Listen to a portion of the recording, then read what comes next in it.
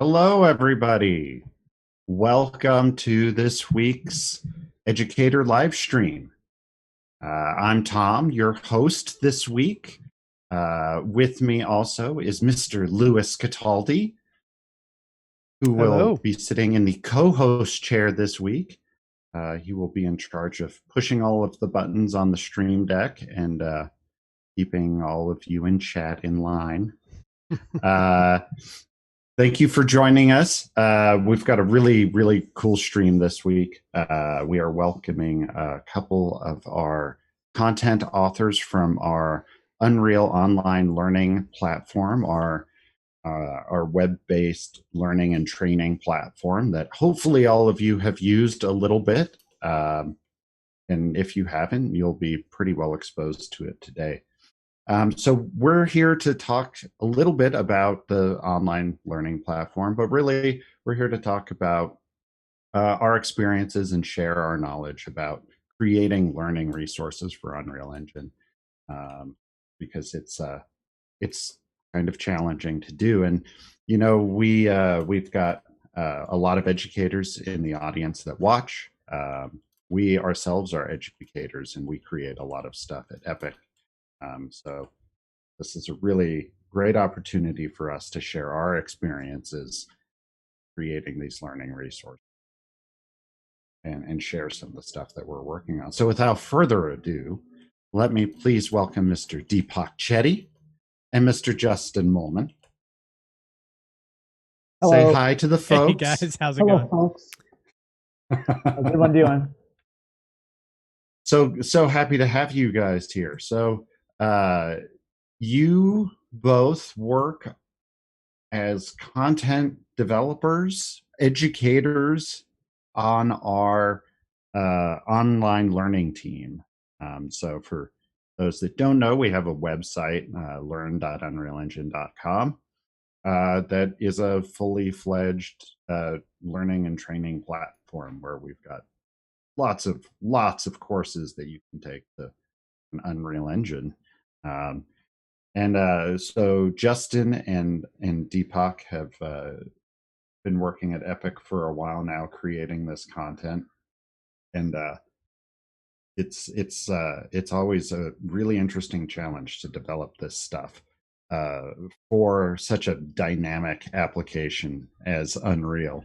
So we've brought you guys on to talk about that and pick your brains a bit about it, and also to share with everybody kind of how we approach this and to open up that dialogue a bit. So without further ado, let me turn it over to you guys to introduce yourself.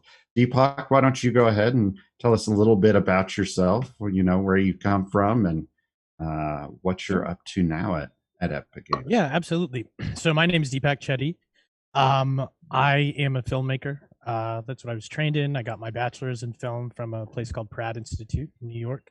Worked in the industry for a little bit, sort of bounced all over the place. I did doc camera work, motion graphics for television, worked on my own projects. Eventually, I decided that, I just didn't have the type of handle on narrative that I wanted to have at that point in my life as a filmmaker. So I decided to go back to school. So I got my master's in filmmaking from University of Texas of Austin, where I actually teach now, assistant professor of practice there. And one of the things that I did there as a student was I told myself, especially if I was going back to school, that all of the projects that I was going to work on, anything that I was going to spend my time on, would be projects worthy of giving up the career that I had in the film and television industry. So I would never sort of look back and say like, hey, I could have made these projects on the weekend, by myself or with my friends. So what that led me to do is really search for new technologies for filmmaking and emerging technology. While I was at UT, we actually had a program called UT3D, one of the first and only stereoscopic filmmaking that existed in the world, honestly. It has since been folded into our emergent cinematic arts program, but when I was there, my thesis film was a film called Hard Reset, and it was a sci-fi action movie. It was basically a pilot. Shot it in 3D, did all the VFX myself. And my real-time journey, I didn't know it yet, but it started there because it took me 6 weeks to render that movie. and on one computer. And I sort of said, like, I can't do this ever again. Like, I'm not going to do this ever again. I need to start figuring out, this is around 2014, 2015. I was like, I really need to start figuring out what's coming down the pipeline. What's going to help me as an independent filmmaker. I don't have studio backing. I'm making my own content, with my small core team of people. And that led me to Epic and to Unreal. I started using the software mainly for previs. I started folding it into my classes. I started teaching at UT in 2015. And basically what I started doing was I started adapting our film curriculum to using the engine for things like previs, physically accurate settings, all sorts of stuff like that, teaching basic concepts, even cinematography through the engine in ways that, in the past we could only really do in person on a stage. And that's how I actually got hooked up with Epic. I met Lewis and Tom when they came to visit campus, went to one of the meetings, and we sort of hit it off. And they put me in touch with some people at Epic. I guess had realized that I'd been teaching these classes for, at that point, about 3 years, using the engine for filmmaking. And that's how I got involved in Epic. So for me, it's really been my motivation for real-time filmmaking has been out of this desire to also empower creators who are individuals, so not just studios but individuals, down onto the student or the hobbyist, to basically allow their stories to be more ambitious, more wild, utilizing the newest and sort of the democratized technology, which I think is what our platform is providing. Yeah, I remember when we visited and you were telling us about your program and how you were using it, and you told us a story that previously in your first semesters or when you were just introducing students to cinematography and rendering on the computer, at the end of the semester the expectation was that they would come up with a single rendered still, right? Because that's to get to that point, to teach the software, the rendering and everything, and then actually wait for the rendering. That's kind of it was a still or it was a shot. Yeah, usually like, that was the terminus of that. And then with real time, the expectation is now a complete, it's no longer just a shot. You can have a full animation. Yeah, you can make you can incorporate, you can incorporate audio and music and depth of field and the things that you maybe wouldn't have even started to touch upon in your first or second semesters.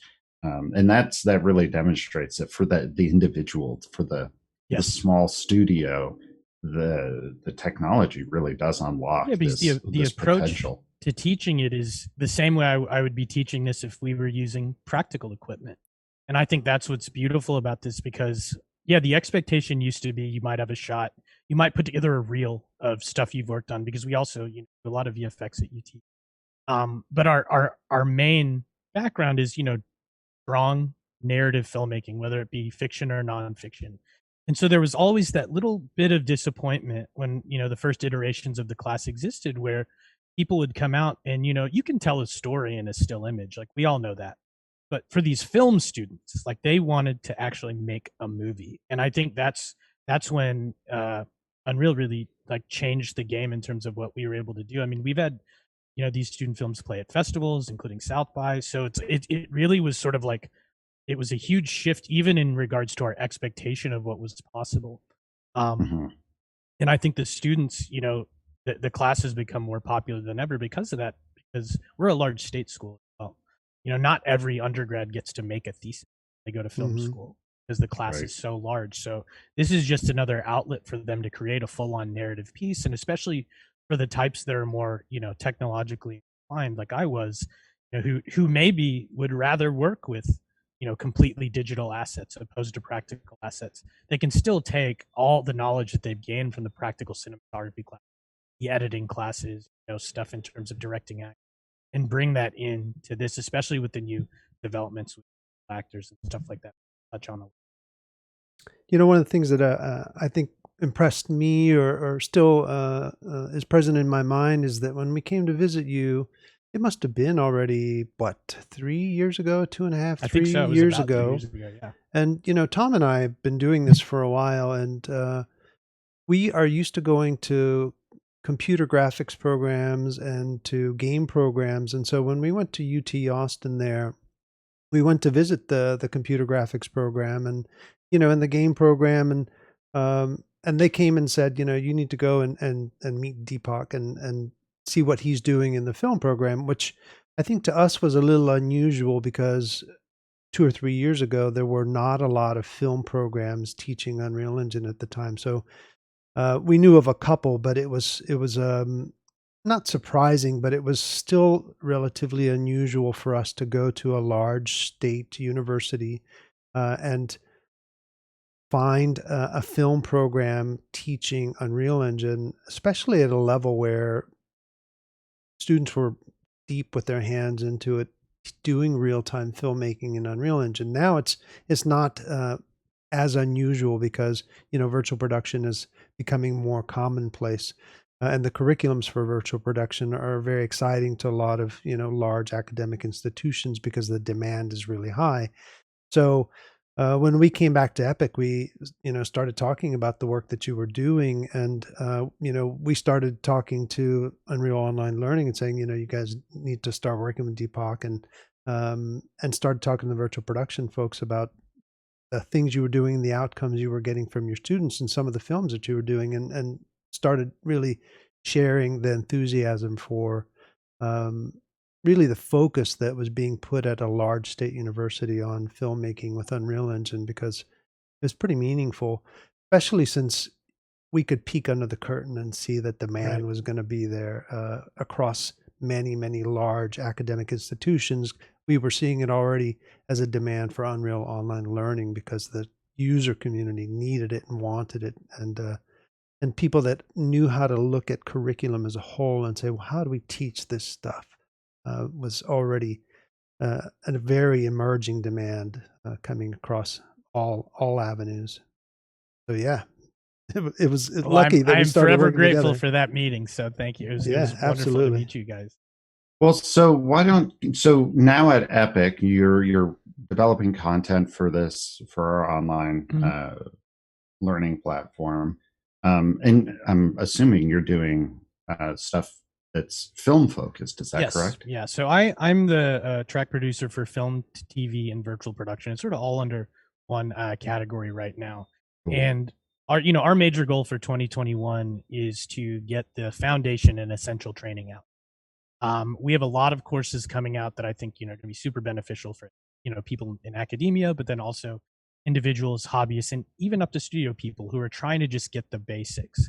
So what we're really trying to do is transfer. It's almost like the way that you would learn filmmaking in general. And if you were learning how to make a practical film, we're taking that same methodology and translating it into the engine because outside of the interface and outside of the sort of things that are exclusive to the engine, which is terminology, systems, some idea of the interactivity that can go into filmmaking, which we cover in the course that I'll present a little bit later on. There's so many similarities to the way that you would approach teaching something like cinematography, where we talk about picking what camera do you want to use, like the sensor it is, figure out what sort of lenses we want to work with, horizontal field view in, we turn on exposure, we start framing stuff up, doing measurements. I treat it the exact same way as I would treat it if I was doing it in real life on a stage with, even with lighting. It's very similar. Like the engine affords such capability to create those analogs.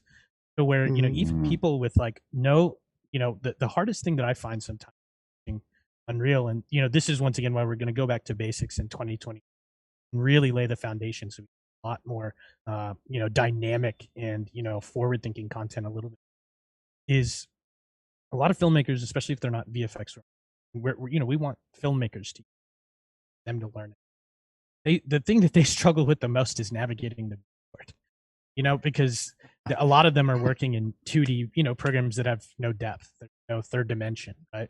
They're used to NLEs where, X, Y, left to right, you're working on a timeline. There's no depth. They're not going in, even if they've worked in After Effects. A lot of the people that I end up teaching have done a lot of motion graphics. There's fake 3D there.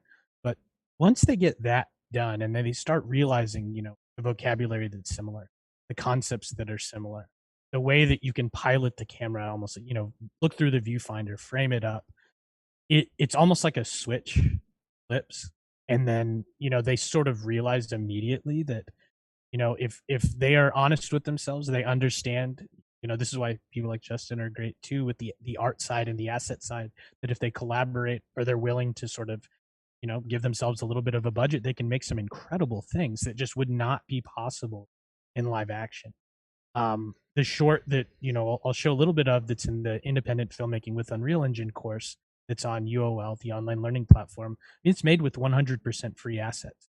Everything in that short was made for something you can get for free on the marketplace. That was sort of the goal, and just making sure that what we're doing in terms of how we're teaching people and the learning paths that we're leading them on is sort of analogous, I think, to real world film education. Like in any other capacity, even outside of the engine, as long as those things line up, that means that there's so many resources out there that can be shared. It's like I could tell someone to go read a book on cinematography, and it's going to make just as much sense to them practically as it would the engine. And to me, that's sort of the goal: laying down the groundwork, then we can really start doing some incredible next level stuff. Very, very cool. It's very cool, and it speaks to something that we wanted to talk about, is that when we're looking at our own education content, we've become very aware that one size doesn't fit all, and we often try to do at Epic as much as we can with as little as we can. and so we really wanted to optimize and try and create like the fundamentals for everyone. But it became, as we've learned more about how people learn Unreal, as Unreal has grown, and each kind of feature set has become more mature and more focused on kind of its vertical, and you can go much deeper into each one of these kind of feature sets, that even the fundamentals really needed to be in the right language. Whether we're talking to someone developing for games or cinematography or visualization, their background is so important to developing that content. I know when I wrote my book on visualization, it was very hard for me to get in the mindset of someone who hadn't been doing this for a long time, because I had been doing visualization for well over a decade and like 5 years in Unreal. And so it was difficult for me to even remember what that personality was. And it took a long time to really find my voice to help talk to that individual that had a certain background and certain set of expectations even for the software. And so it's something that we've become really aware of, and it's really key that even at this, like when you're just starting out, if you can talk in the right language, it can make that adoption of Unreal, because Unreal is massive and super complicated, and it's got all these moving parts. But if there's something that people can relate to and have a real world analog, or something that their experience and their background, it'll help them click with it and help them see it, I think as a tool rather than this like huge learning challenge. Much faster. I totally agree. And I think, some of the ways in which we do that through the way I teach it a lot, is I impose restrictions that would exist in real life. So basically when we talk about lighting and when we talk about camera placement, one of the things I do it first, because then the gates will open eventually. They can do whatever they want. They can 200 cameras in wherever. But the initial teaching is basically, all right, riggable positions. The cameras can't be in each other's eye line. You cannot have lights that would exist invisibly in the frame. Let's start to think about how we would use this if we were planning for a real shoot. And we'll start thinking about, ways, and, because it'll make it a lot easier for us to relate to it, right? Because we know the limitations in reality. And then what's really fun is after they've gotten annoyed with me for basically telling them that's how they have to do it, even though they know that they want, we then we let go of that. And then it's literally like we're into orbit. Like they can do whatever they want. Put a camera on the underside of a vehicle, going 200 miles per hour or like literally inside somebody's head. And that's I totally agree. Like having the analog as the baseline though helps onboard people so much faster because you're not having to abstract anything. They can make those connections like immediately. And I think the way in which even before I joined the team, the way in which the learning material was going was already in that direction. So it was so much easier to prescribe things for people asking like, hey, how do I get started? Because the very intro level foundations is pretty much the same for everyone until you start branching off or going into your own direction. But yeah, I mean, couldn't agree more on having it very clear and concrete what those analogies are, so people get an immediate personal understanding. Because once they go in too, right? It's like it's not only like guys not the limit anymore. It's like it's a sandbox. I mean, you can start doing anything. Yeah. I know a lot of filmmakers now who have gotten into procedural creation, like in for environments and stuff like even creating complicated blueprints that serve as their actor, that they can assign logic to help optimize or to help basically automate certain things inside of their.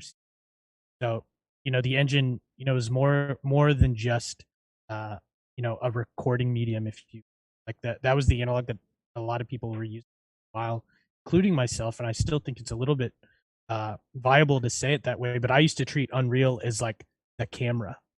Until I started going a little bit deeper into sequencer and putting together edits in here, I would treat Unreal as my footage generation, the same way I would treat a camera. It was the medium, if you will. So I would take the footage and I would edit it somewhere else. But now with everything getting a little bit more robust in the realm of sequencer, and of course for offline workflows, render queue, I mean, it's the best it's ever been right now, and it's very exciting to see what's on the horizon and know how we're going to integrate that into learning. Totally. Yeah. Yeah. It's, what you're saying is, like, it's one of your students will open sequencer for a very different reason than one of Justin's students. Absolutely. Or one of my students. And also it's interesting too, because you bring up like, you used to just like render footage and then edit it somewhere else. And that also speaks to that Unreal started off as a video game engine made by video game developers to make video games, and everything else was bonus. And we've realized that we can kind of do both in the engine. We can build this amazing game engine, but we can also build these other tools like sequencer and datasmith, etc., to be professional tool sets in their own right. Absolutely. And that's something that's really unique in Unreal World, because our tool does so many things, and we are interested in it being world class for all of those. So I want to bring Justin into the conversation because hi, Justin. I don't want to disrupt. Stop doing your homework and join us on the stream. You guys are like kidding. Welcome to the stream. So, Justin, your background and what you're covering for us is more on the game side. Am I correct? Yep. I don't want to put words in your mouth or tell everyone where you came from, but I will say. Yeah. So let's introduce everyone to Mr. Justin Mollman. Well, I've been doing this. Thank you for having me. I've been doing games for over 18 years now. I started actually almost close to 19. I started on PlayStation 1, which has been crazy because it's PlayStation 5 now. It's nuts. I did some. So you're 5 years old now. Exactly. Yeah. So like, congratulations. Like, yeah. It's gonna be crazy to see like when I'm in my 80s, like which PlayStation 12. But no, my introduction to Unreal was around in 2004. I remember I was working at a studio called High Voltage, and I knew a couple people that were working at Midway Games, specifically a teacher I had back in the day named Brian McRae. Rad dude, really rad dude. He actually like helped me get my foot in the door with the last studios. And I remember that I got hit up to go work on the Mortal Kombat team, and I was geeking out. And that was blowing my mind. But then there was this other team that was behind closed doors working on something that was going to be for the PlayStation 3, Xbox 360. It was the Stranglehold team. And that was my first exposure. I mean, I played video games growing up, and I've heard of Unreal, and I was like, oh, Unreal Tournament. That's all I thought about it. That's all. But then when I saw Unreal 3, Stranglehold, one of the first UE3 release titles. Yeah, and I saw it before all that massive D was introduced. So like the original, like the kitchens and seeing all the reflections, I was like, full destruction in that game was amazing. Was this John Woo's Stranglehold? Yeah, it was amazing. Yeah, so that was my first project working on Unreal 3. Chicago studio. That's why that was a Chicago studio, right? Exactly. And it was crazy because before then, a lot of the tips and tricks that we were doing to create content, that was Xbox One. Yep. Yeah. But a lot of the tips and tricks we were doing, I didn't really know that much about normal maps. Our specular maps were super generic, and then you go to this amazing tool that was like allowing you. I just remember being able to plug in and have normals and have the light reacting to it, and just being able to click and drag. And I've used proprietary software that was like engines that were made in-house at other studios. This just blew my mind. Even when I was on the Mortal Kombat team originally, I started working. We were using RenderMan. It was some sort of other engine, and then this just blew my mind. So I started using that, and then I loved it. That sold me on that studio. I worked at Midway for a while, and then we kind of took Unreal and we Frankensteined it. It was Unreal 3. Correct me if I'm wrong. It was more geared to be like a first-person 30 frames per second experience. And we're like, no, we're going to make it so it's a third person and you can blow up everything. I remember they like hacked it together, and I just remember like cutting up assets, putting fake collision, giving fake physics. And then I left and I went to Raven Software. And then that's when they're like, we've got the new Unreal, and they fixed everything you just spent doing. And I was like, oh my God. So it was like a click of the button to use Fracture, I think it was. And I was like, super. So, and then I ever since Midway, I've been using Unreal to some extent. I used it when I was at Raven. I used it on Singularity, we used it for a really cool way to like make time distort, and like it was kind of like grabbing some of those, that was a fun project. That was a good one. And we did like a lot of Havoc, like physics. That's a lot of custom coding back then. Yeah, it was nuts. And then even before that, I was working on it with the X-Men Wolverine game because we were using it for that stuff. But I just remember just geeking out on how easy it was to take content that you created and put it inside the engine, like the instancing, the light just being so like it looked like with minimal effort. Because I'm an artist by trade, minimal effort, your stuff just looked amazing. And I bounced around a couple studios in between that. Like I was at Activision for 6 years. I did some stuff at smaller studios at Disney for a while. You're talking about 2005, 2006, 2007. Yeah. So I was, those were the Midway years. And then the Ravensoft years were like 2007, 2010. And I did another one where we were using like Softimage. And I was just, the whole time I was using content, we were building it. I was like, I wish we were just using Unreal. Because when you go to a studio and they're not using Unreal, you're like, oh, I wish you were using Unreal. This would be so especially on the art side, yes. Oh God! But then when Unreal 4 came around, and then it just introduced all like the real time, like just like the HDRI, the physically based rendering, and like just the like getting rid of the specular map and introducing roughness and metallic, and being able to tweak things even more. It was insane. The transition to physically based workflows, when it first came out, and people were not sure, right?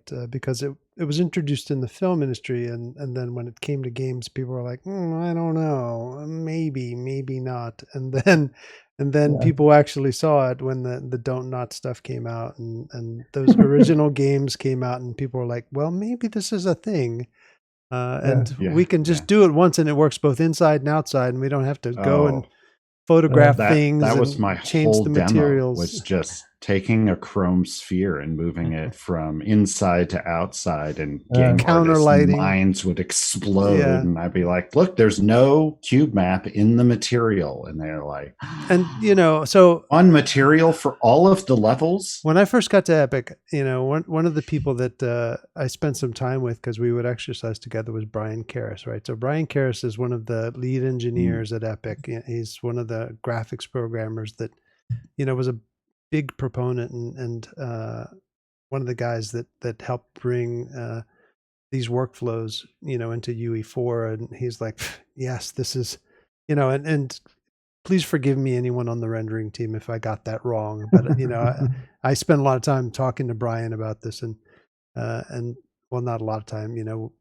We would exercise and we would talk about it, and this was just a thing that was so important to bring into Unreal Engine 4 a long time ago, and such a critical element that has made all the physically based workflows, helped make all the physically based workflows so important to what you were talking about, the analog, right? The analog cameras, the analog of everything that makes it so that someone can take what they know and just bring it into the engine and say, well, I already know this. Why don't I see if cameras work the same way they do in the real world? Right? Why? They happen to work the same way.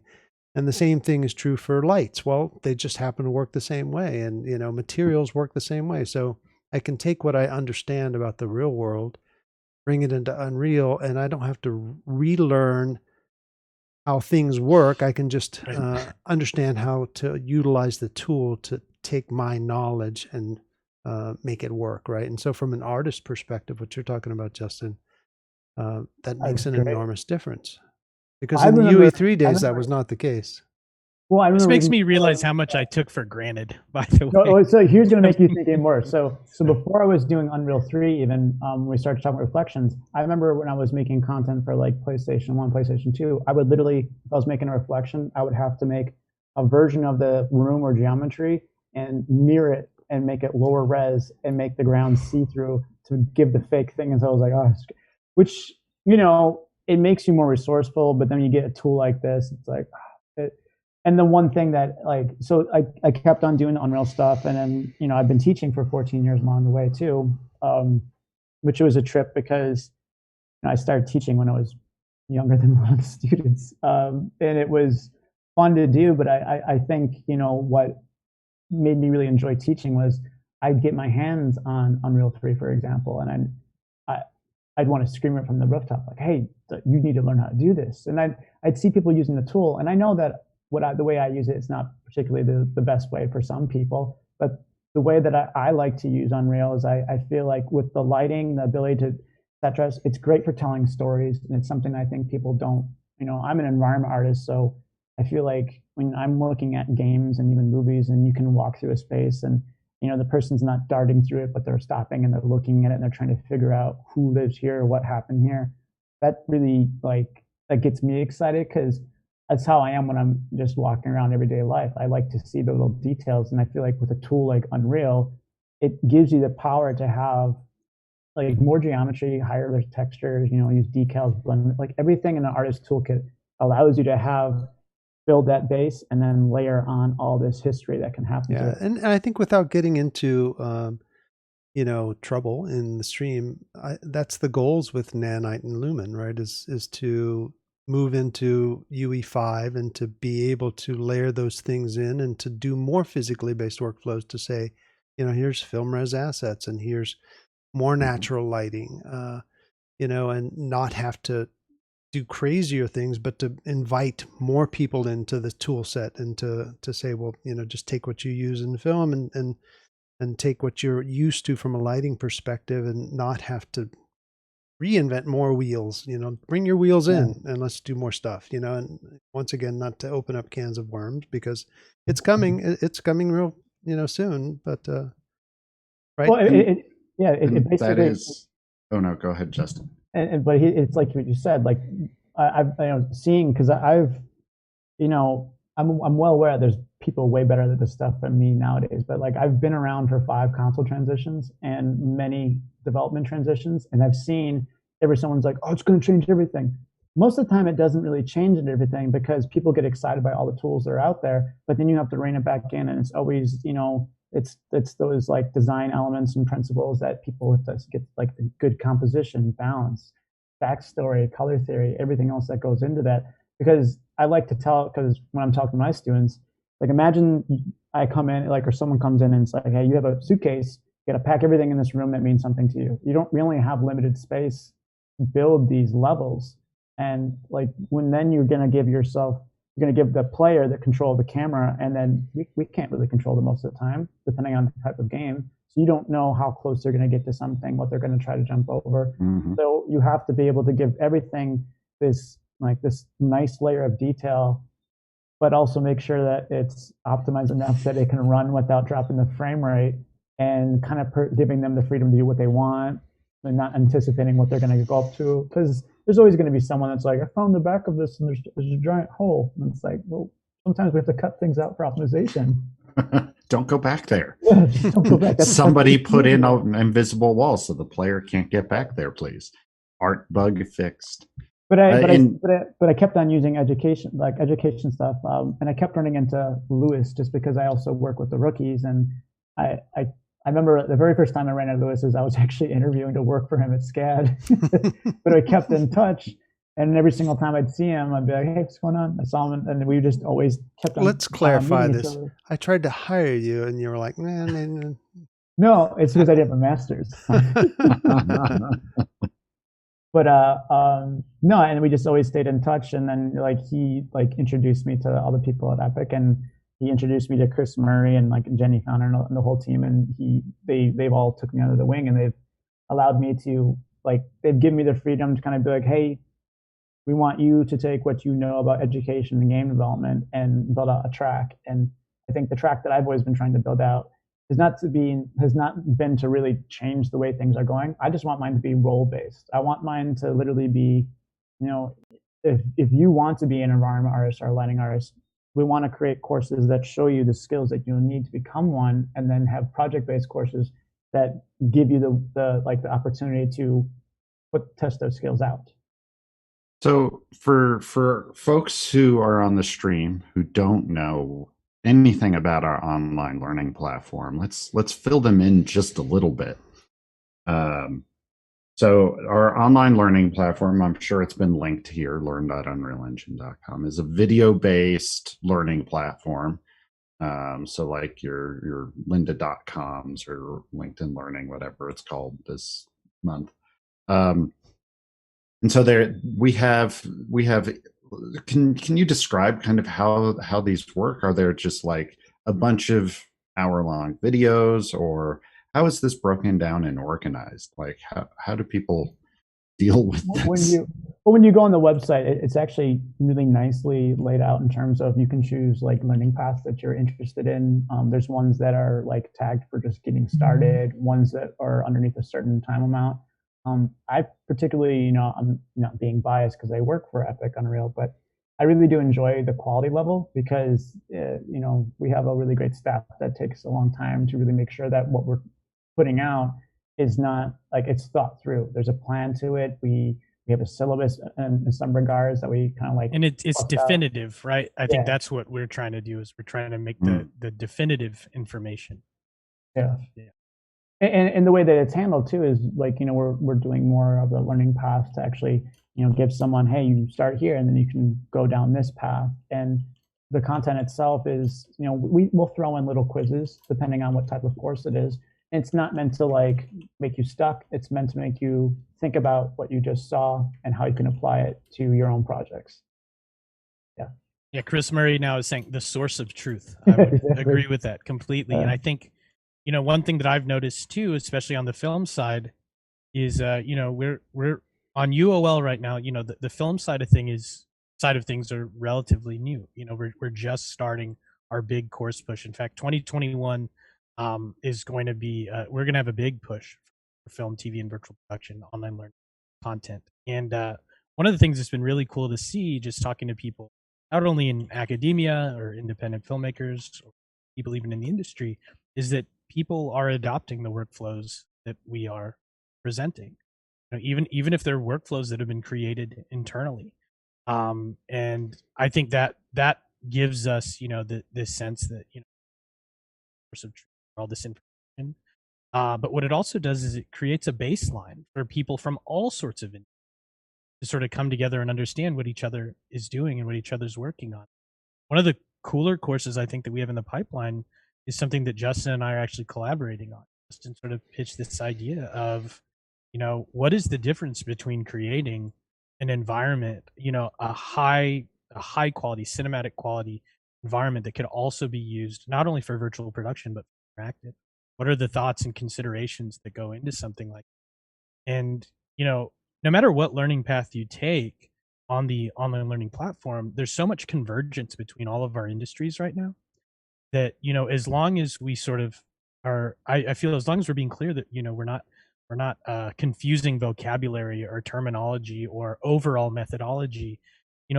Somebody who's just interested in filmmaking could learn a lot from a games course that talks about materials, right? Because they can take that knowledge and they can apply it in their own way, and vice versa. Somebody whose career focus is games could take one of our cinematics and then understand in a much better way than they might have, before, how to really put that essence of cinema into their cutscenes, into the way that they produce their work. I think I think that's like the whole goal too. Is, and I think that one thing we should note, and people might be like, there's content on YouTube, there's content. I'm not saying, we're not discrediting that and saying that content's bad, but I will say that when we're putting a course together for the UOL, it's, we're working with the authors, and also these authors are vetted. They have a background that most likely is in education and industry and development, and they know what they're doing specifically for the role that we're choosing them for. Mm-hmm. And we'll work with these things that we call SMEs, or subject matter experts.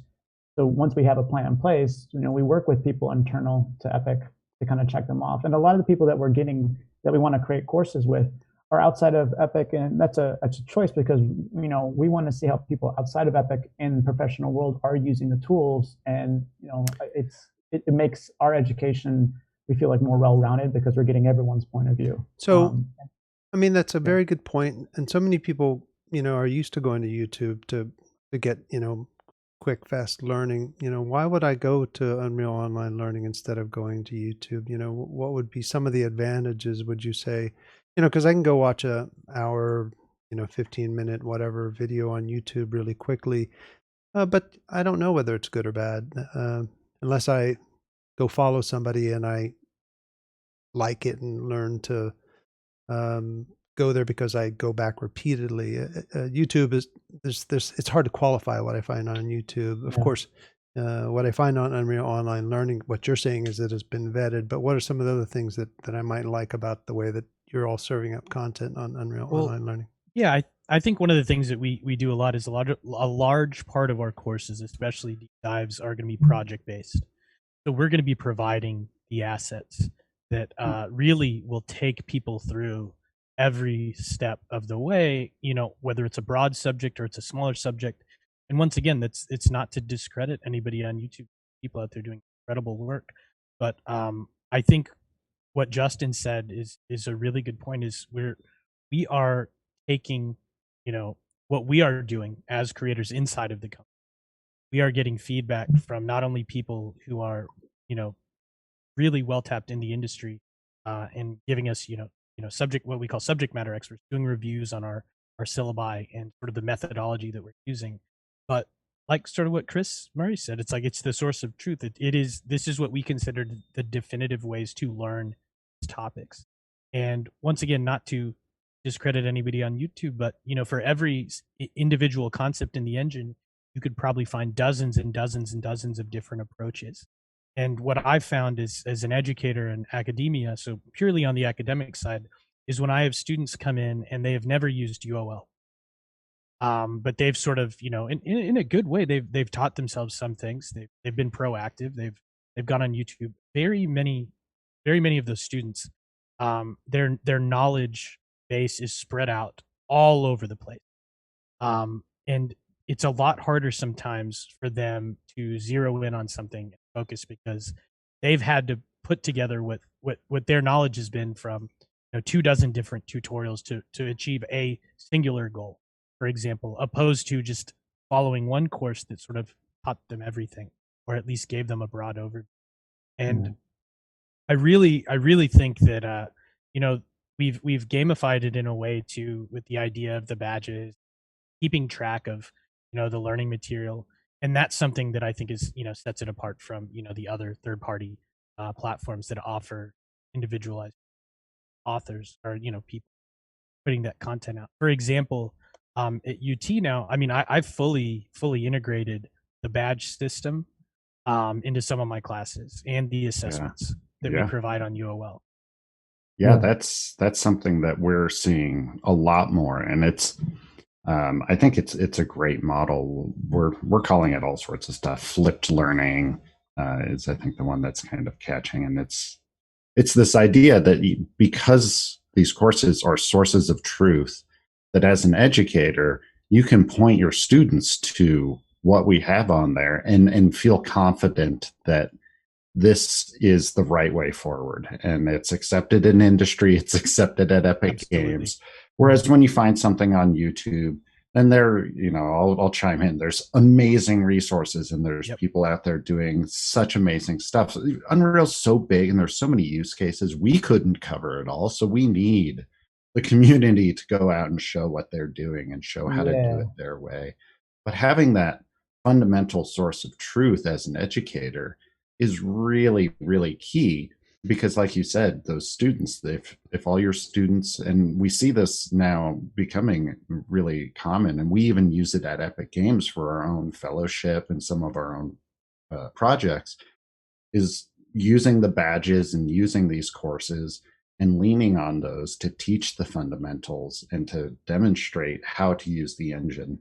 And then the educator can act as a facilitator, or can spend their time with the student working on projects, or filling in those knowledge gaps and providing the wisdom that they've got in these, and not just spending time trying to show how to navigate a viewport, or even maybe not showing the right way to go about something. Well, I think that's the nice thing too, is like what you guys are both saying, and then something else I should echo too is that, you know, we do have there's a really high quality bar in terms of like the recording levels, the audio, the editing, everything that's put together. It's very slick package, even the way that it's presented. It's free, and we are constantly putting content up there, and you know, there's a community wrapped around it. And the one thing I've always loved about what Unreal does is they're consistently giving back. They're not just giving back the engine, which is free, and they're not just providing you with education, which is free. They're giving you a marketplace to share your stuff, a store to sell your stuff. So it's like they've created this ecosystem where you can literally build what's in your head. And with the Unreal Online Learning, you know, I personally still love it that a lot of people use YouTube, because that's where I will look forward to see if I can find good authors. And sometimes I still go up and like, hey, what's a good? I think, you know, the job of UOL is not to replace anyone. The job of UOL is to just be like, hey, we're here. We're like, you know, we're definitive source. Like, we're trying to give all the information that we know and that has been vetted with us internally, and we want to share it with everyone. And I think it's personally great that if you go on YouTube, there's so many people doing Unreal tutorials, because it means that they're using Unreal and they love it to the point where they want to share their knowledge. Absolutely.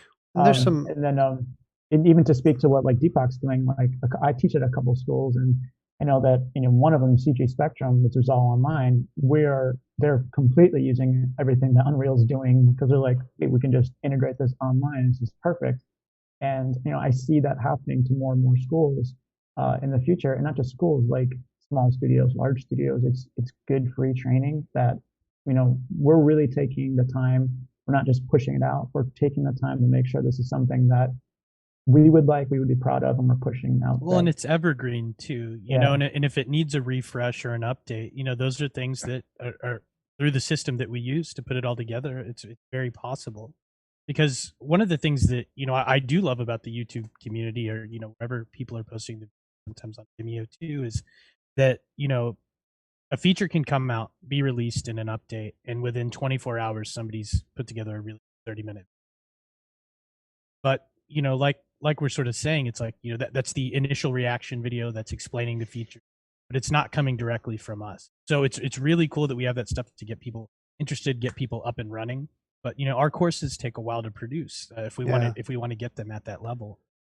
I think there's also some master's courses up there that I've never seen anywhere else, right? Like there's a rendering course, Unreal Engine rendering course that goes so deep into how Unreal Engine renders that I've never seen it explained that way. There's a materials course that I've never seen go into that level of depth. There's the what is the one that Mario and Shore did that is 8 hours of full dissection. Boot camp or the boot camp, which is unbelievable in its ability to break down the entirety of Unreal in many ways. That once again, I've never the Kickstarter. That's right. The Kickstarter. I've never seen anything like that anywhere else. Right, and so only if you're Epic, a game developer, that Kickstarter is invaluable. Like nothing. It's like it just turns the key to Unreal Engine. Right. So if you're coming from another engine anywhere else, you have to go and watch that because you have to show it to your whole studio, right? If you're coming from anywhere else, because it'll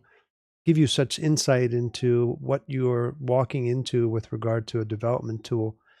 And I think those things only exist on Unreal Online Learning. There are some amazing, like you both said, there are amazing things on YouTube and other video services, but these things only exist on Unreal Online Learning because only these folks can develop them. So they're amazing in that ability to deliver these kinds of depth from the source. That's a good point, Lewis. It would be really hard for someone on their own to develop this content to this level of quality, and with the like Justin mentioned, the subject matter experts who are people at Epic who know this stuff and live and breathe it every day, and the production quality and the timelines that we're giving. It really is. We take a huge amount of pride in the quality of content that we're producing on this.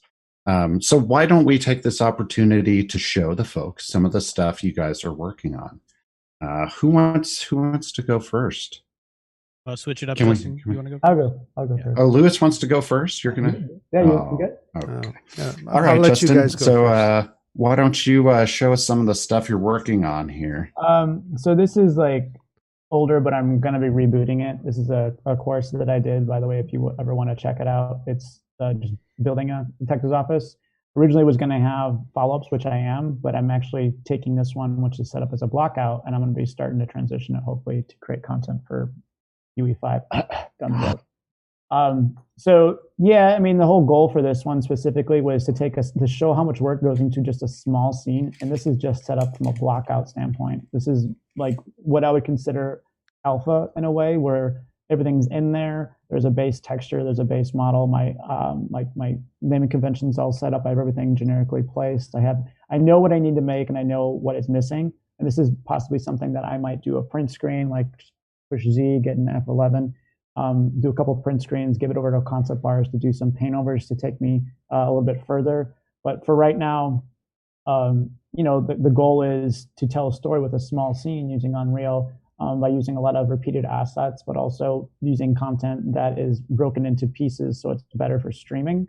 And to try to do it using very, very, like I'm going to be using decals and just regular materials, nothing super fancy, maybe some blend materials. But that's about where I'm at right now. You can see inside of here, I like to keep my outliner very organized by having I can hide all my props in here. So it's just looking at the structure for right now, or vice versa. I can just hide the structures and just be like, all right, just with this in this area, I have a large chunk of props just with this small area that I want to be able to make it feel like it's actually got a story to tell. So and I think this is one of the things that I'll talk about when I'm teaching my classes. It's like, hey, with a smaller scene, you even get there's so much content going on inside of here. It's not just you have to plan these things correctly. I think that comes from being able to figure out good level design and good setting up with your environment, so that way you're not creating spaces that are so huge and empty that you feel like you need to just load it with content, and then before you know it, your frame rate drops and everything you're loading possibly isn't even doing any content to help tell a story or push the design along. So that's really what I'm doing right now. I'll let you show. That's so That looks beautiful, by the way. Really cool. I had a question and then I complimented you and I'd erased the question in my head. That's how it works with a lot of people. Yeah. Your stuff's so beautiful. It blew me away. I mean, first of all, so we're teaching in this course. This is obviously not like a fundamentals. It's not how to get around in Unreal. Looks like we're moving into, teaching not just Unreal and the technology of Unreal, but you're talking about the overall production pipeline. Yeah. Centered around Unreal Engine. We're talking about concepts and planning, and these are really important things that, for a company like us doing training material, this is where I think we go a bit beyond maybe where we have to for training material is looking a little bit further into the production of this, and what the thought process. So this course and this content that you're making, I've been following along, and it's really really key.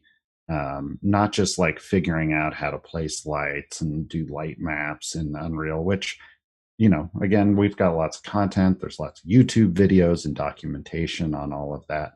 But really seeing how you go from nothing to this point and the amount of work it takes and where to focus your efforts and how to avoid, all the pitfalls. Like you said, this is a small area. And I've actually often said that the smaller the space is, the more work it's going to take. Yeah. In a forest, you can have a couple of tree models and, a couple of bushes and some butterflies, and people will be like, that looks like a forest. But when you're in a space like this, people have I think a lot of, they have expectations in their head about what should be here and the variety of things. So that's the goal for this one. Is like I'm building. Actually, I have another scene of it where I'm actually have a tight street in Brooklyn, and it's going to be raining. So you'll be able to see that, and then this door is going to be opening up into another area. So there's going to be interaction that's going to be added, and then once everything's all done, then I'm going to go back and update the textures and add decals and update models if I see fit. And so right now it's just I'm trying to figure out the base of what I need, and then I'll go back and I'll add more. So that's what and I think that's a big thing, and what I like to talk about as well is I don't start with that. I start with a basic block out to try to get myself knocked down all the layout, the scale, and everything. And if you can kind of see some of this generic block out, if I was to go back over here and actually turn on my like collision, I'm reusing, visibility collision, my actual collision. I'm reusing a lot of that collision that I do my block out for my actual collision. So that's the whole goal, is like I'm taking content that I'm making, and I reuse everything. I don't like to throw out anything. So the block out I reuse to make my collision from all my assets. So that way it's there for a purpose.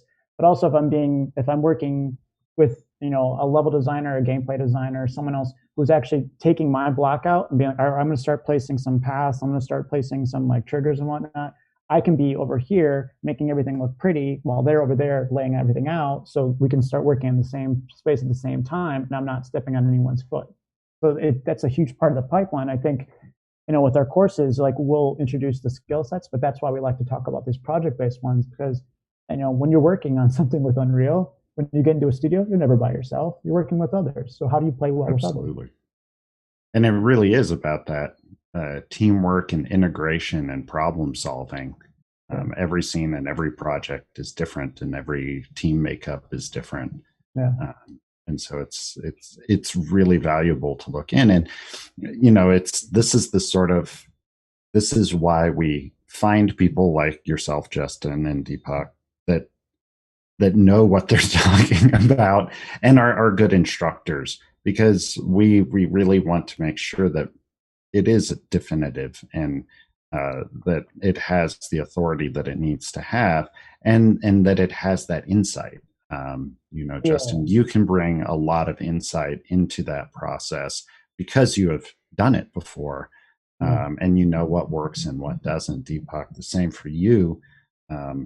by living in that world and actually, earning your living in that world, Yeah. you end up kind of, learning some things along the way about Sure, what yeah. works and what doesn't. Yeah.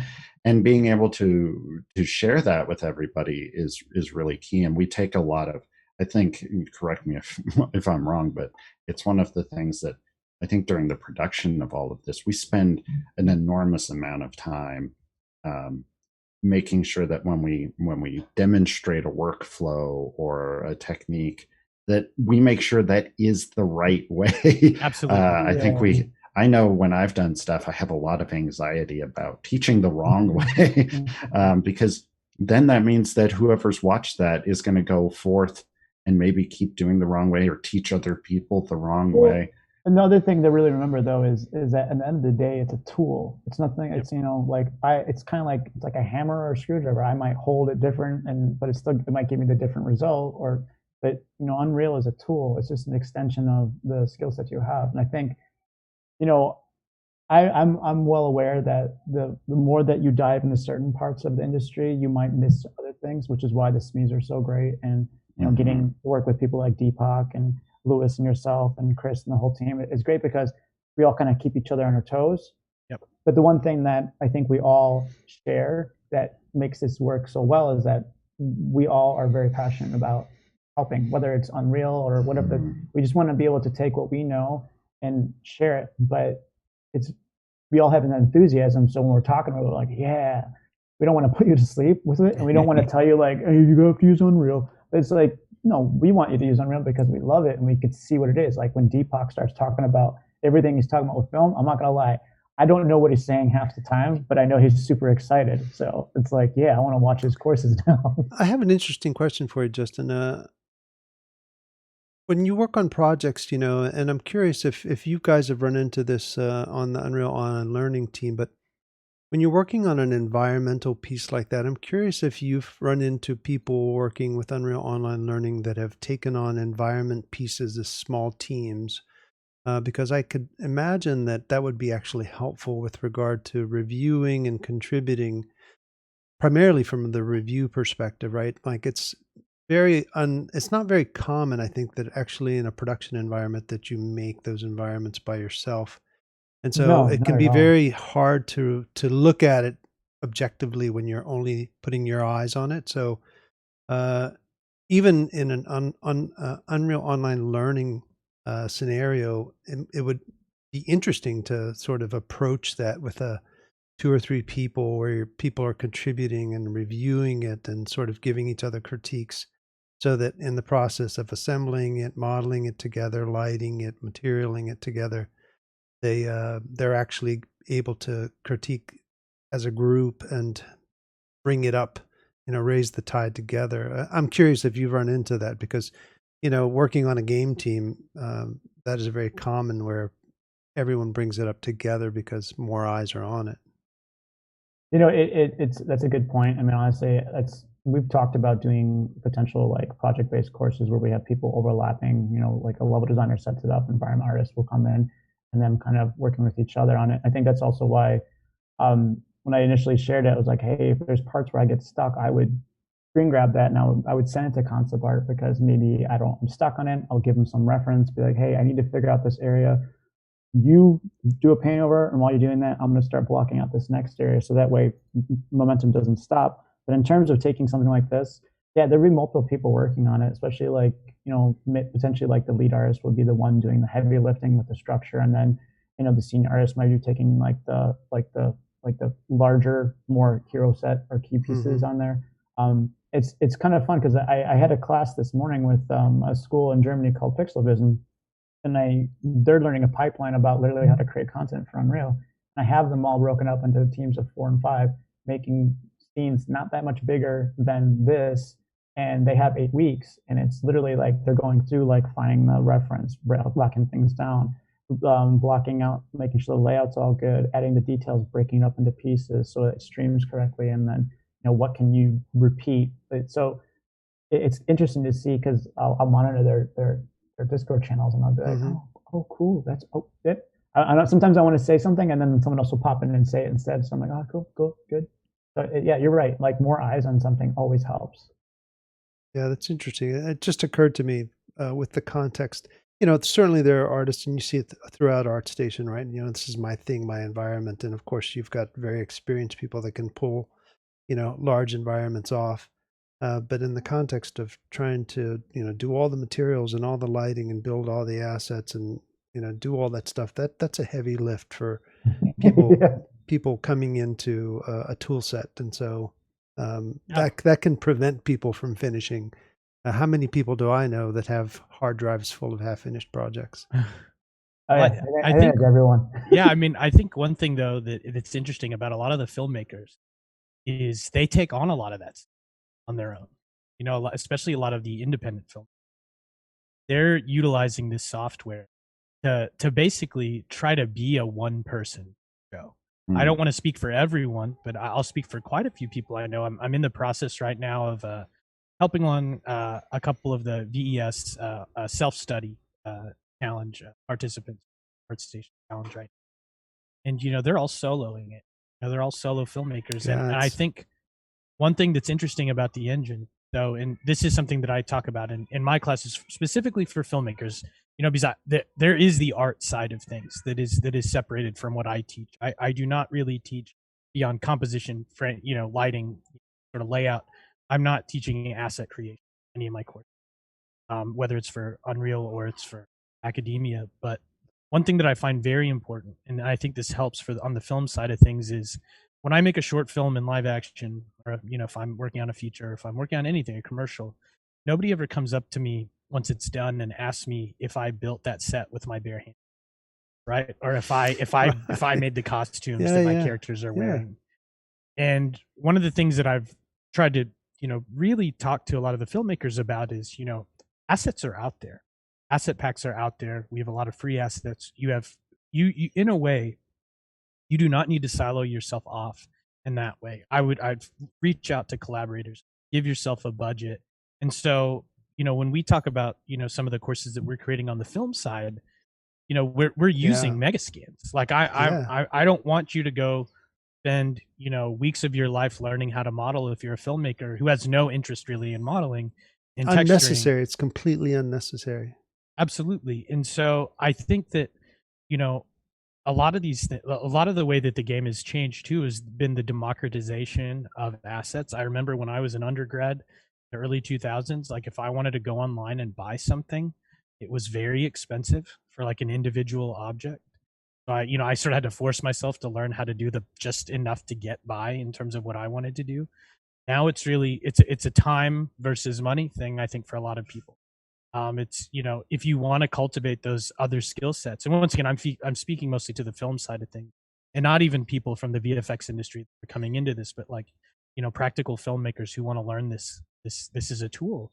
Is like, you know, do you want to spend a couple of weeks of your life learning another piece of software and then getting good at it too, and then modeling your dresser that's going to be in the corner that's not the focus of your piece? Or are you willing to, you know, buy an asset pack that's $20 that has all of that stuff and more, you know? And I think what we, you know, what the engine benefits for people like, you know, for people like that, for filmmakers who want to be a one person show, is that all of these things are out there, and that sort of is highlight in the course that I just created, which was the independent filmmaking with. Well, I think the point is that Unreal is massive, and you're not going to be great at all of it, right? So, in the context of maybe being a filmmaker, sequencer and tools around sequencer are really important, you know. And Justin's uh, um, suite of tools, maybe it's the materials and the lighting tools, and maybe now even the modeling tools, because you can do a lot with the modeling tools. You can stub out stuff in DCC and then bring them into Unreal and not have to flip flop back and forth in and out, because you can now do a whole lot with the modeling tools inside of Unreal. However, if you try and say, well, I'm going to go to Unreal Online Learning and learn all of Unreal, well, I hope that you carve out a nice part of your quarantine to do that. You know, maybe you can shop online and, you know, get your Amazon deliveries lined up and get a really comfy chair, because you're going to need it.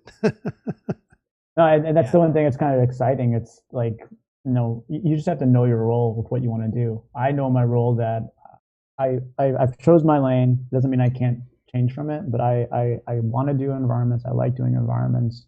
Enjoyable to plan and space out things. I know that I'm not the best at certain things, so that's why, where I would function in development is I would find the people who are the best at modeling, unwrapping, and texture, and be like, hey, you're going to do these key pieces.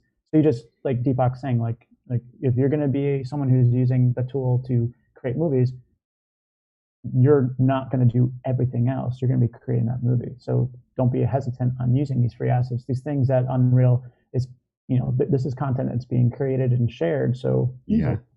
Well, and as a filmmaker, like I'm thinking, you're talking about reusing assets and not having to build stuff.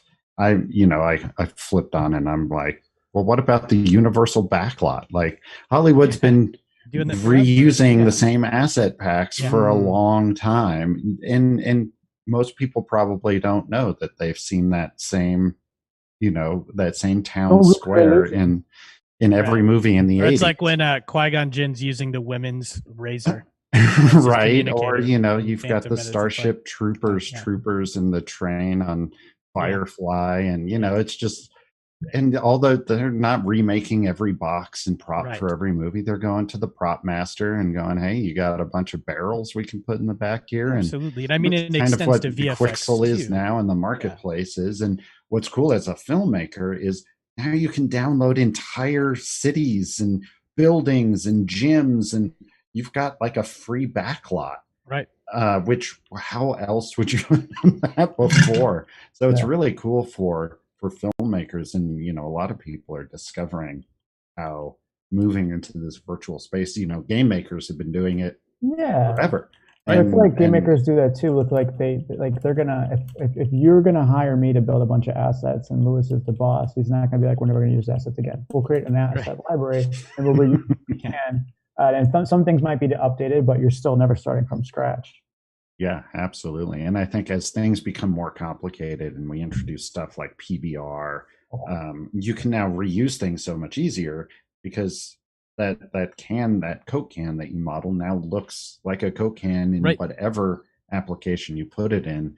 It may need some stylization, but yeah, it's that concept of reusing content it's something that we end up talking about a lot here for educators and students, is to understand that I think that there was a time, Justin, you come from that time of the early game days where everything was bespoke in a game, from the engine, every texture, but every texture was like 64 by 64 and a model had 200 triangles. So, paint in all the details, all the lighting, you had to go put that highlight I used to have to go into for a project. I had to right click and go in and change the XML file to put Havok into, to make something have any type of physics. Yeah. Now it's like you can just go up and click a button. I'm like, oh God. There it is. But back then everything was very bespoke, and there's a lot of educators that have come from that period, or even 5-10 years ago, not even going back that far, and everything was very bespoke. And I think that there's a change in that concept, even for AAA games, and especially for AA and single A and indie games, leaning on this marketplace stuff, and again, being able to do more with less and not having to learn a million things. Like, you don't have to learn speed tree anymore. There's plenty of vegetation out there. You can just check that one off. Don't have to learn one more application. Exactly. So Deepak, why don't you show us the project that you're working on? Yeah, I'm gonna go ahead and share my screen here. Y'all can see it. So yes, sir. This is the independent filmmaking with Unreal Engine project, and sort of the goal behind this. This is a pretty broad course, but it's meant to be for intermediate level users. So if you're taking this course, you already have an understanding of the interface. You already understand basic concepts in Unreal. But what it's doing in this course, and I'll sort of go in here, I'll open up my master edit sequence, is this entire short that goes, across multiple different levels, from like outer space, inside of a ship. Wow. like onto the surface of a planet. This little narrative was all storyboarded out. So I did the sort of traditional process here where I boarded things out. I made a shot list, I did a strip board. I did everything that I would do if I was doing this, live action, or even if it was like a completely CGI and animated film outside of the engine. Exact same process. And then what I talk about during this course is how I go through and bit by bit. In fact, I work in this scene mainly, the scene right here. I sort of break down how each individual aspect of this comes together, from the initial layout of the scene here in cinematics, to the character animation of the drone, to the post-processing for the color correction.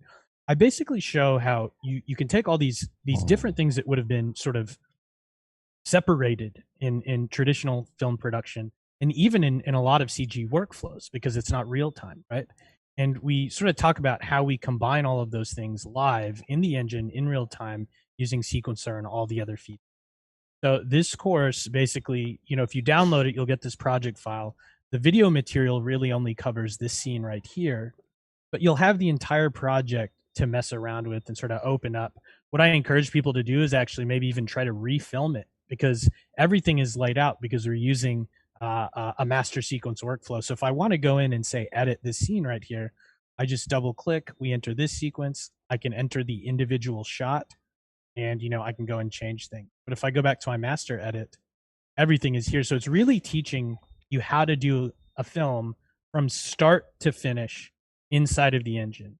So one of the really cool things about this too, and this is very hardware dependent though, is we actually, in the levels tab here, we have level streaming on, so we can on the fly load different scenes. You can see that they're popping in between. So we can actually run this at real time with minimal interruption. And then another thing that we've also done with this course is given some levels of interactivity. So just for fun, we've added in a blueprint. Let me see if I can go ahead and open it up here, which allows the user, when they're actually in play mode here, if they've deployed this, to actually control the camera. In a way that in some games you can do that in cinematics, like your analog sticks can control the drift and sway of the camera. But what it allows people to do, can you all see this? Is we have sort of a playback system, and then we also have a system in which you can actually interactively control the camera on a shot-by-shot basis, which for me is kind of fun, because what I love about this, and I'll go to a scene where it's very obvious here, is if I actually pop out of the camera, we'll see the artifice here. We'll see how this is all, just like if we were on a soundstage or if we were on location, it's like, this is another planet, but this is like, some beach with office buildings in the background, residential. I'm just using an HDRI to generate the view through the camera itself, which is what I want to see. So it shows you that a lot of the filmmaking tips and tricks, where it's like, all we're going to see, like we're building this environment just to fit the frame. Like I'm pushing pixels to make this work, on left and right, top and bottom. All of those things that we do in real life, it's like you can imagine the boom operator standing off to the side here trying to get the production audio, right? Like all this stuff is still relevant in Unreal. And, for instance, like, if we look through the frame here, I'm very proud with how this shot turned out. If I pop out of the camera and you sort of see what it looks like here, I mean, you're just like, what is this? I mean, this would not be an interactive level. Right. Everything is built with the idea of the cinematic idea of like where my line is, what my coverage is going to be. So it really allows me and other filmmakers to sort of treat this, like I said, is like the medium itself. And so when you build a level, that's one of the differences between what we're doing here, for film and interactive is, it's very much an illusion here. And this course really, from start to finish, whether it concerns layout, gray boxing, putting the levels together, adjusting materials, using material instance parameters to instance, unify your art direction with the Megaskins assets. It's really sort of like, I would consider an essential course for filmmakers as they join the Unreal ecosystem looking to make short. And once again, everything, every piece in this, the limitation that was put on me as a filmmaker was, all of this needs to be so these are every single asset here is free or kit bashed. Like for instance, this spaceship right here, this colony ship, is actually a blueprint. So there was no actual, spaceship. So this is like from some sci-fi kit. Like the main part of the ship here, I believe, that's like a pill bottle, right?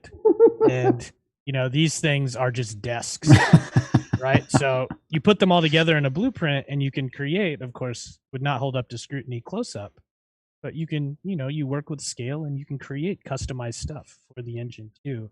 And it's all about, to me, it goes back.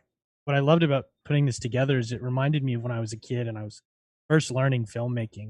I would do a lot of work with miniatures and stop motion, and I would have to kit bash things together with like egg cartons and like styrofoam and stuff like that to make my little scenes. And I had a lot of flashbacks when I was doing this, and it really, what it exposed to me. I was thinking about this like it was subconscious, but it was like this is like you can do pure filmmaking, cinematic filmmaking in the engine. It's just instead of using my hands to put things together like this, I'm using the mouse and the keyboard. But so many concepts carry over, and the greatest thing about this to me as a filmmaker, and I think this applies to a lot of people who end up wanting to use the engine to make films, is you can make projects that you can make films, you can translate stories or ideas that you have into actual reality in ways that would not be possible. I mentioned my thesis film at UT Austin that took 6 weeks to render. It's like that. I'm not joking when I say that started my real-time journey, because like I had to find a different. If I were to make anything that complex again, I would be using Unreal. Like, I mean, there's no question. And I would work with the tool to figure out the solution for my project. I wouldn't just go in being like, I'm going to use Unreal. Like I would say, I'm going to use Unreal because of this, and this, and then I would make that my objective. So I would definitely recommend people check this course out if they're filmmakers, and even if you're not a filmmaker, but you just want to see how we're using the engine for filmmaking. Yeah. Would it be fair to say you use the engine like duct tape? Yeah, almost. Yeah. I mean, there's so many things. That gaffer's tape. If you go back in here, I'll share the screen again. Like if you go in and you really see, how this stuff is put together. Like, I'm popping out of the camera here. It's like, you'll see this stuff fall apart like immediately. Like, and that's sort of, to me, what's sort of fun about this is you understand then the total control. I mean, that's the spaceship, right? It's something from one of the sci-fi kits that I modified just a little. I didn't even modify it that much. And that's how I got this shot. Like, so it looks good through here. I mean, but if I'm framing this up in any other way, the illusion is broken. And space clouds. Yeah, exactly. So I mean, there's so many things that carry over, and I think it's just super important for filmmakers to realize that you're not starting from scratch. I think that's the most important thing that I can say, is you are not starting from scratch. Any foundation that you already have is going to be useful when you bring it into the engine, apply it in the engine. It's not like you've hit some reset button and you are going to be lost in the woods.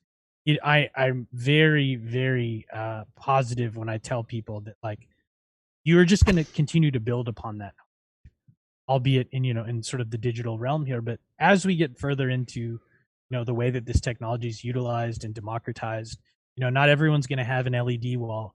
But quite honestly, if you have a VR headset and you have a green sheet, you could do a DIY tracked camera setup, with hybrid live action. These are things that will be hopefully. But we can take the super high end stuff that people are doing, and we can figure out at UOL, we can figure out democratized, scalable workflow for everybody. So I want to ask you about how we manage to keep up with our own stuff. So, we've shown a bunch of cool stuff, and we've talked about all of this stuff that's happening with film and game and modeling tools. And We've even talked a little bit about the Unreal Engine 5 and Nanite and Lumen. How, as you know, how do we at Epic and UOL approach this kind of changing landscape? Because this is something that's, I think, really challenging for educators in academia, people building YouTube videos, and even people learning. I think a lot of people are at a point right now that they're asking, what should I be learning? Should I be learning baking from a high to low poly model? Should I be learning, should I be learning landscape? Should I be learning, where should I go? Because obviously 2021 is, next gen consoles are out, ray tracing cards are everywhere. Unreal Engine 5 is on the horizon. How are we kind of tackling that? What kind of things are we keeping in mind as we're producing stuff for this year? And kind of, can we give everyone maybe just a clue as to kind of what we're looking at moving into this year and as Unreal Engine 5 launches? Justin, why don't you start with the game? I mean, honestly, it's just collaboration, communication, collaboration, and then admitting to everyone that sometimes we don't know what we're doing. And when I don't mean that in like, we don't know what we're doing, it's like, if we keep on like talking to each other about, hey, what do you like, we have to, obviously having access to the tools changes everything, but in terms of like, is it going to change how everything is made? Yes and no. But here's the reality. There's so many productions in place right now that are still using Unreal 4 that are not going to pump their brakes and be like, all right, everything's going to change. It's still going to be in transition.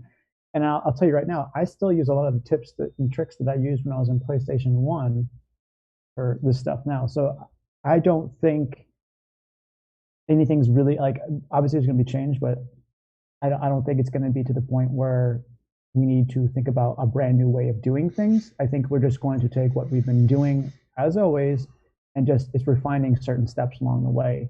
And I think that's the beautiful thing about, the pipeline, is that the pipeline doesn't really ever change. You're either manipulating or adding a couple steps along the way. There's still a pre-production, a production, a post-production.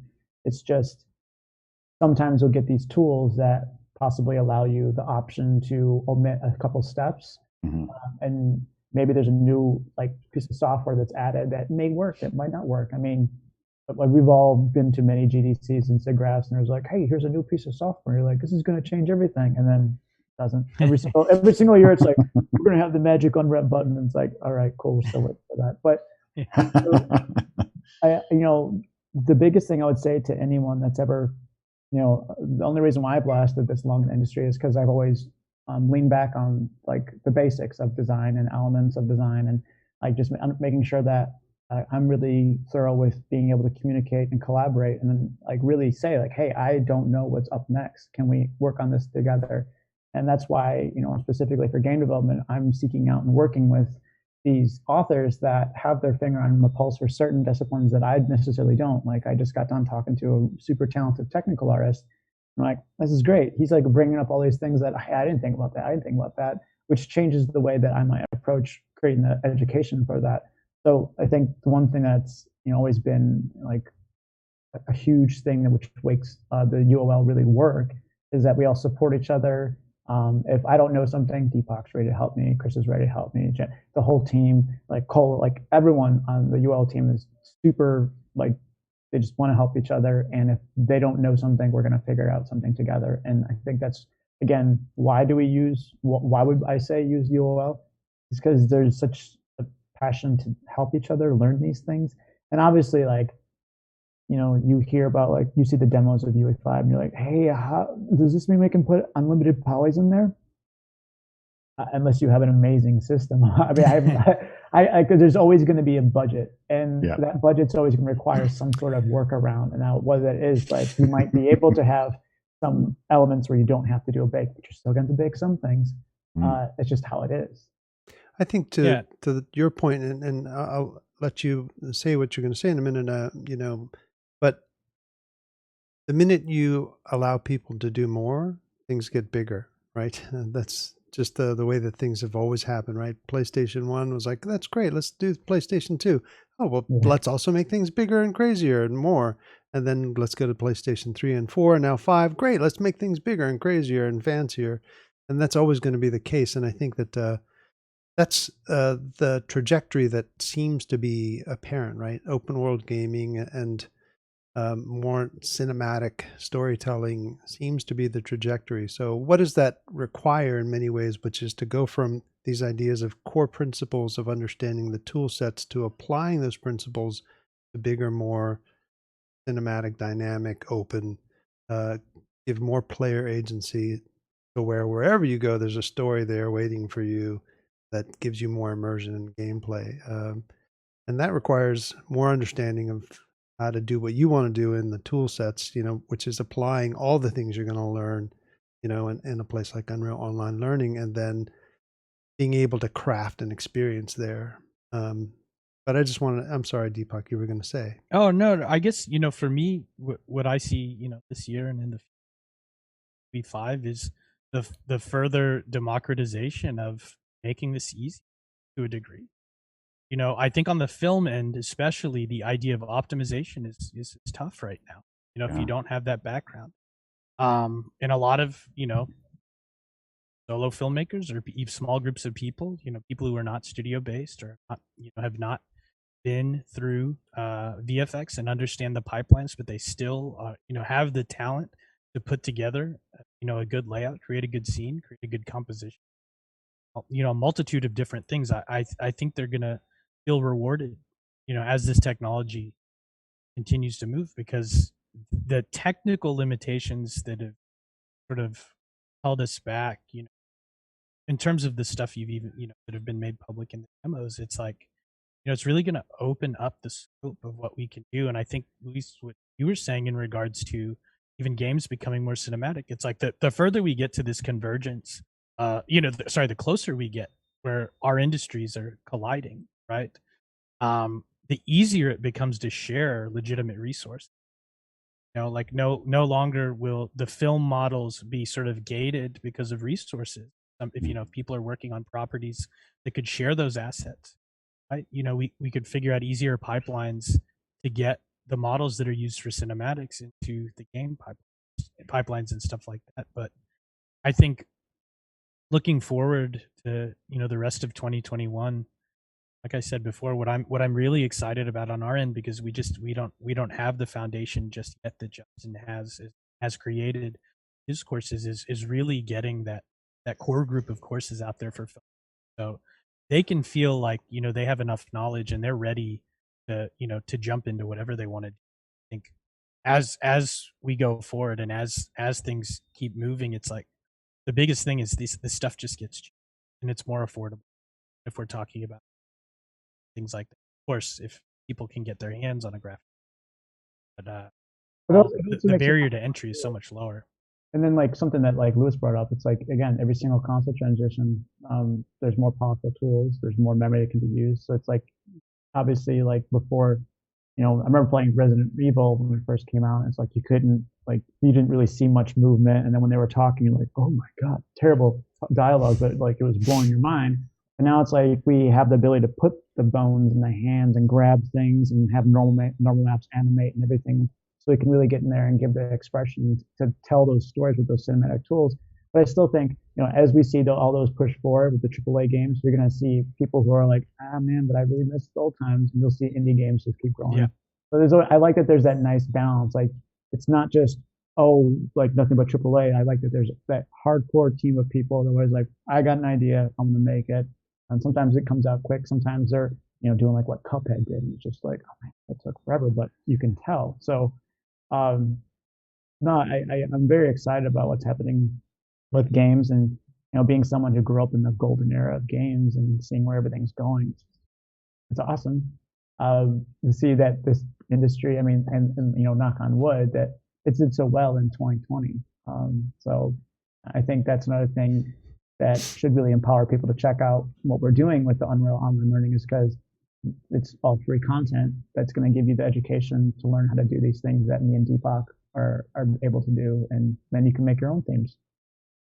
Yeah, absolutely. You were talking about convergence, and I think all four of us come from, fairly unique backgrounds with crossover. And then the thing is, real time kind of ties them all Yep. together. I come from, games and viz, and come from games and film, and Lewis comes from everything. Um, and it really speaks. We're all now in the same room together talking about using do all this together, and that will just continue. You look at modern games, and the cinematography that's in them is on par with what Absolutely. Hollywood produces, and they are pushing for that level of quality with the depth of field and the lighting and the character quality, and we're pushing for that as well. And you can imagine that line is just blurring. And as we're building cities, there are architects who are helping game developers build cities, and game developers helping architects build buildings that people traverse better. It's a really cool time, and to be able to find those resources to be able to do the thing that you need to do, I think is one of the big advantages of the UOL, is because it started off very kind of visualization enterprise focused, but over the last 3 years, the breadth of content that has been presented on there now, if you're working on a film production and you need to know how to do layout, you can take Justin's course. Yep. You need to know how to do some basics. I just can't get around the viewport. That's in there. You need to do audio. That's in there. So as it becomes broader and deeper, but we maintain that authority and that source of truth. That's just a huge resource for learners and educators to have that out there. And as things become more mixed together, I think people will end up just kind of picking and choosing the things that they need to accomplish the tasks that they want. So we're heading up to the end of the stream here.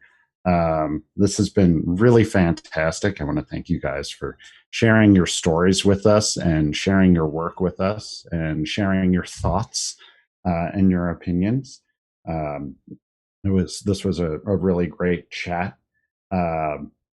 We will be back next week on Tuesday again for another awesome educator stream. I do want to let you guys know that we have a survey this week. We have heard your calls in the chat. Where do I get the swag? Tom and Lewis keep wearing sweet things, and I want sweet things. Well, I went and talked to all the bosses, and they said, we'll give them some sweet things, but they need to fill out a survey. So we've got a survey for you to fill out. It's pretty straightforward. We're curious to learn who's watching and what do you do. So it's a very simple survey, just your name, email, and what are you? Are you a teacher, a student, a hobbyist? And then what's your shirt size?